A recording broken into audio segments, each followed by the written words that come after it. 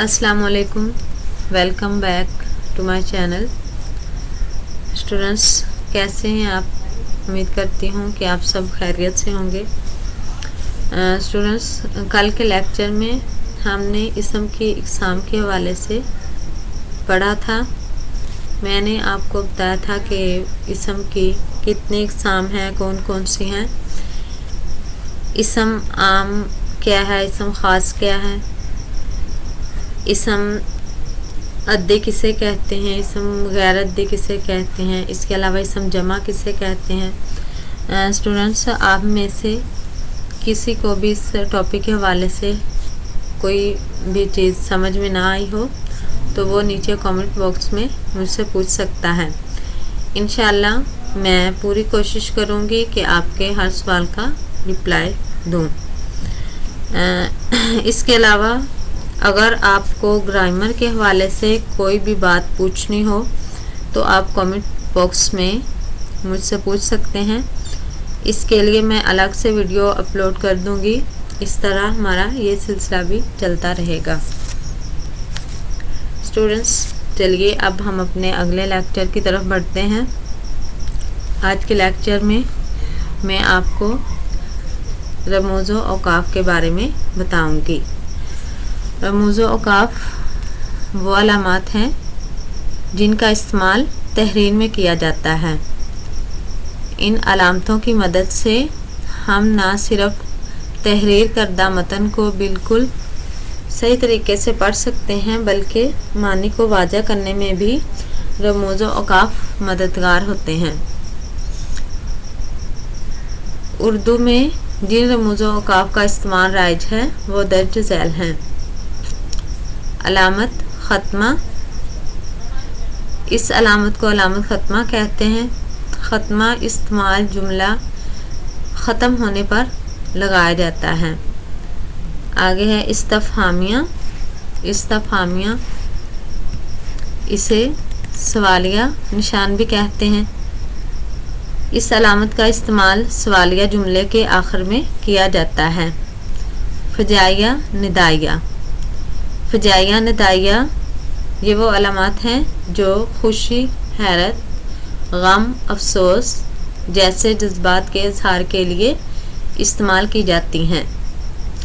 साथ ही जब किसी को मुखातब किया जाए या आवाज़ दी जाए इस वक्त भी इस अलामत का इस्तेमाल किया जा सकता है। आगे आ जाता है सक्ता। सक्ता एक छोटा ठहराव होता है, यानी इस वक्त जहाँ पर सक्ता इस्तेमाल हो वहाँ थोड़ी देर के लिए ठहरते हैं। सक्ता का इस्तेमाल दो या दो से ज़ायद लफ्ज़ों के दरमियान में होता है। इसके अलावा जुमले में जिस जगह ठहरना ज़रूरी होता है वहाँ भी सक्ता लगाया जाता है। आगे आ जाता है वक्फ़ा। ज़्यादा ठहराव को वक्फ़ा कहते हैं। जहाँ ज़्यादा ठहरना हो वहाँ वक्फ़ा इस्तेमाल किया जाता है। वावैन किसी के कौल को यानी किसी की बात को या कौल को हुबहू तहरीर करते वक्त इस जुमले के शुरू और आखिर में वावैन यानी उल्टे वाव होते हैं, दोनों तरफ उल्टे वाव लगा दिए जाते हैं तो ताकि पढ़ने वाला ये समझ ले कि वो जुमला किसी ख़ास शख्स का है। ये कोसे हैं, इनको ब्रैकेट्स भी कहते हैं इंग्लिश में।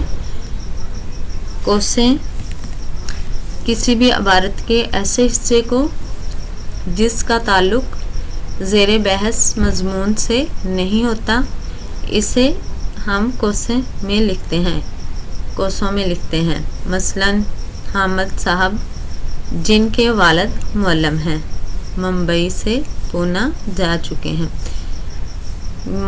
वैसे तो ये जुमला है हामिद साहब मुंबई से पूना जा चुके हैं।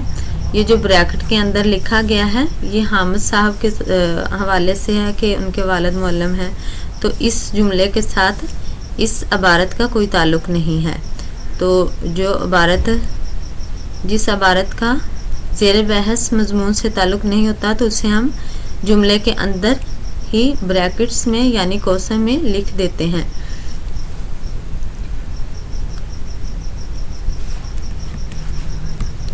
اسٹوڈنٹس، یہ تھی ہماری رموز و اوقاف۔ تو ان رموز و اوقاف کے حوالے سے آپ کو کوئی بھی چیز سمجھنی ہو تو آپ نیچے کامنٹ باکس میں ضرور بتائیے گا۔ انشاءاللہ میں آپ کو اس کے حوالے میں